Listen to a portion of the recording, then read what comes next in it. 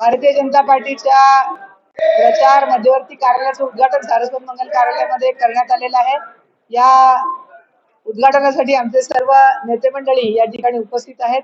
तीनही आमदार त्यांच्या मतदारसंघातल्या उमेदवारांच्या प्रचाराचे कार्यालय उद्घाटनात उपस्थित आहेत। त्याचबरोबर माननीय पालकमंत्री जयकुमारजी गोरेभाऊ यांच्या मार्गदर्शनानुसार सोलापूर जिल्ह्याचे सर्व प्रचार यंत्रणा आणि सर्व कार्यवाही चालू आहे। सर्व पत्रकार बंधूंना विनंती आहे की ज्या ज्या ठिकाणी भारतीय जनता पार्टीचे उमेदवार उभे आहेत त्या ठिकाणी त्यांचं काम, त्यांच्या प्रचार यंत्रणा त्यांच्यामध्ये आपण सहकार्य करावं।